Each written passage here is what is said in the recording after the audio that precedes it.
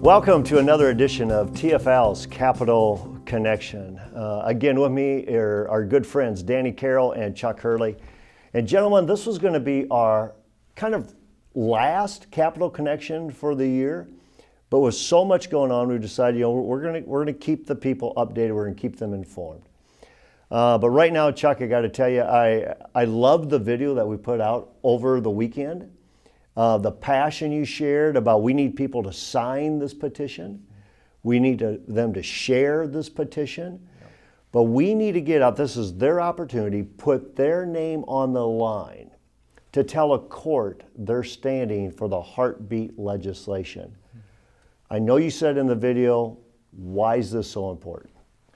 This is an opportunity for we, the people, for you, the people, to speak your heart and your mind to the people who make decisions on life and death, judges. Now, we believe that judges have, in some cases, assumed way too much authority and that they should be more deferential to the lawmakers. But the fact is, this heartbeat law is now before a judge, Judge Michael Huppert in Polk County, and we ought to be praying for him, but you ought to be signing up for the petition. And the reason it may be historic is we believe this law could be used by the U.S. Supreme Court eventually to overturn Roe versus Wade. So we think your voice should be added to our voice and say, that child in her mother's womb, she's a baby. Well, what a great opportunity. And there's a lot of times you're saying, I don't know if I should sign up for this or I shouldn't sign up for this. This one to me is a no-brainer. You sign up to let everybody know that you're going to stand for the sanctity of human life. And it's a reminder too, judges are people.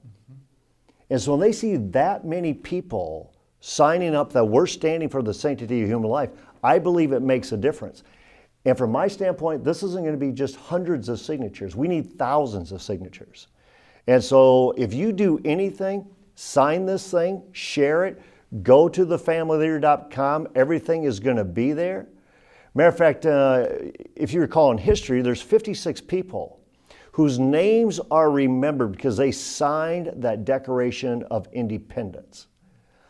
In like manner, why don't you sign this petition for a declaration of life? It matters. We had a huge win, but our job is not done yet, and that's why we're going to keep the Capital Connections going. Danny, you've been at the legislature for a long time. You're one of those stalwarts. You're one of those guys we look up to for just persevering. You and Chuck both, years and years. We spent a lot of time on heartbeat legislation, which we should. Did we get any other victories this 2018 legislative session?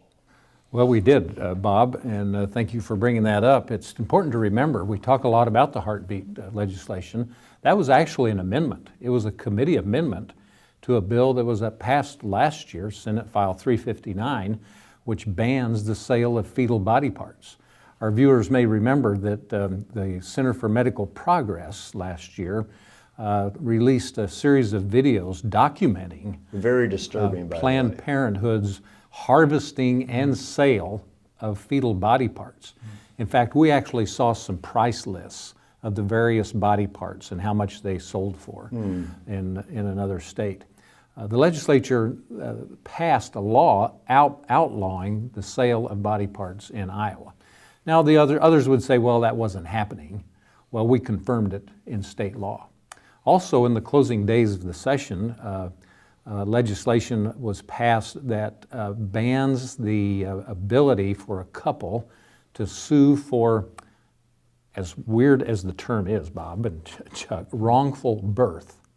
But there was actually a lawsuit last year that was successfully argued, and a couple went back on a doctor and sued them because they didn't have an opportunity to have an abortion, called wrongful birth.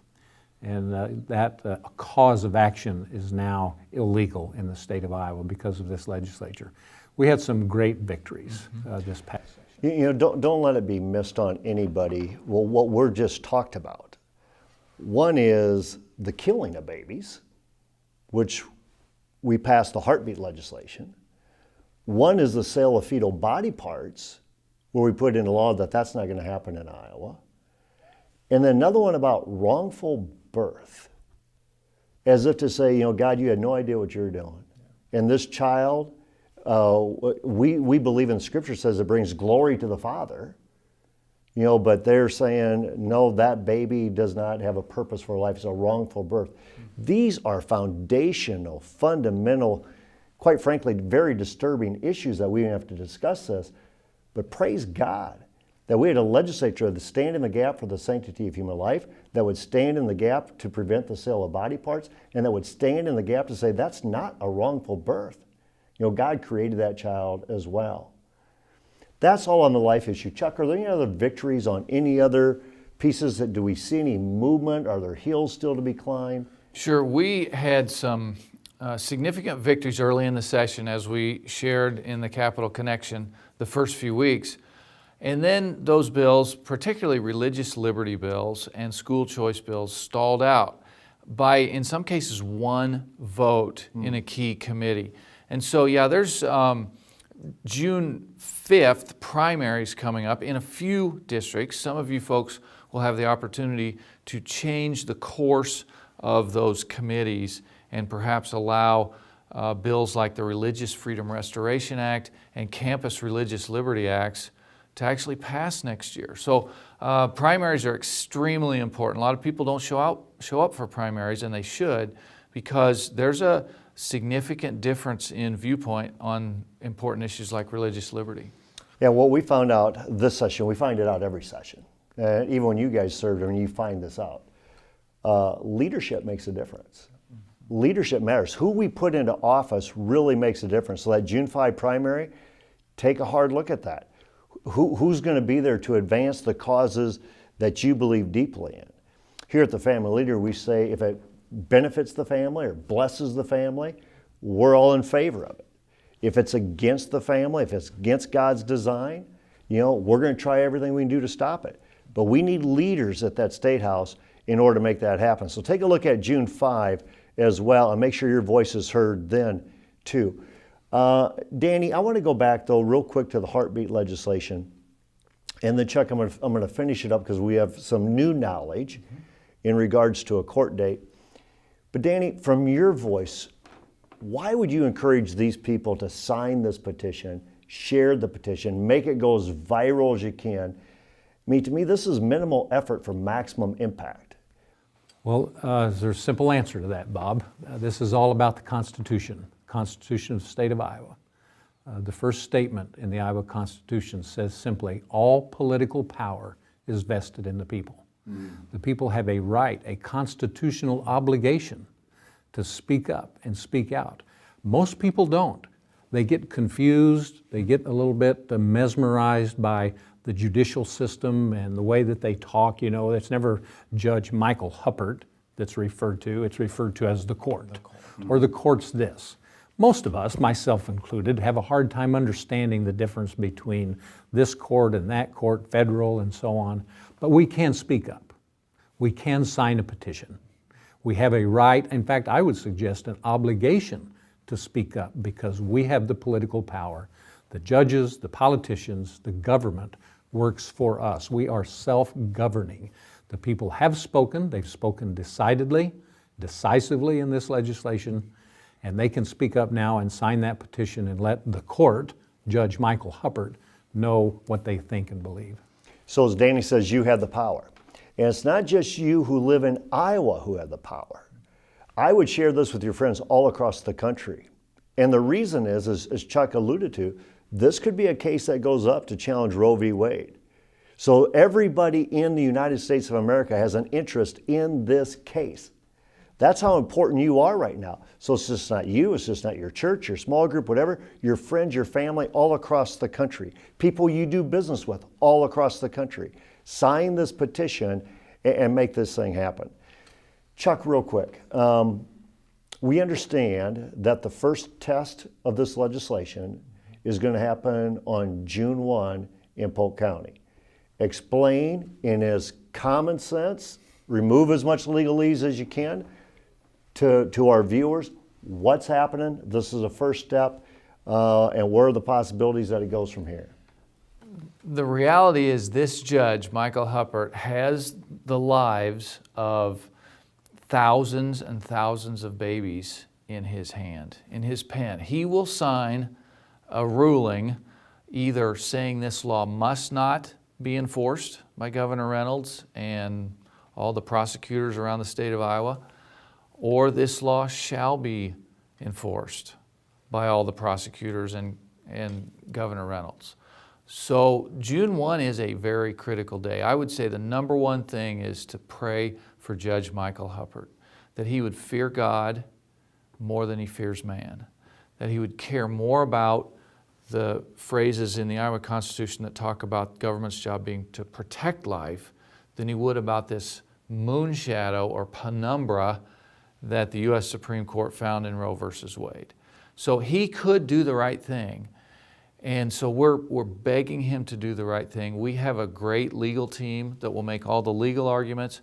We need to make the arguments before the supreme judge in heaven and ask God himself to touch Michael Huppert's heart and mind on this case. June 1 is what's called a hearing for an injunction. An injunction just means stop. And Michael Huppert supposedly has the power to stop what the legislature and the governor did to protect babies' lives. In fact, this pen was used by our governor, Kim Reynolds, to sign the heartbeat legislation. This pen right here came from that great ceremony. The pen of Judge Huppert will be used to either save babies or allow more babies to be killed. Your pen digitally can be used to give your voice to this petition to the judges. There's a saying, the pen is mightier than the sword, and that's true. So please sign up, please follow Kim Reynolds' example, and please pray that Judge Huppert will follow your and Kim Reynolds' example. So we need to pray. We need to pray for Michael Huppert, the judge, that he would show leadership and stand in the gap for such a time as this. What an awesome responsibility that he has with that pen, as you say. So we need to pray, but again, I would say, do whatever you can to activate your network. At the Family Leader, we're going to keep the cameras rolling. We're going to keep these guys engaged with the legal efforts and every other effort to get this to a victory, a culmination that's a victory that everyone cheers on. I want you to stay engaged. I want you to stay informed. Sign up for the text message alerts. You can do that too at thefamilyleader.com. That way, in real time, you can be updated and alerted about what's taking place at the courts. Because my guess is on June 1, you probably will not be in the courtroom, but these guys will be in the courtroom. And you're going to want to know what's taking place. So let me bring this to a close. Sign this petition. Share the petition.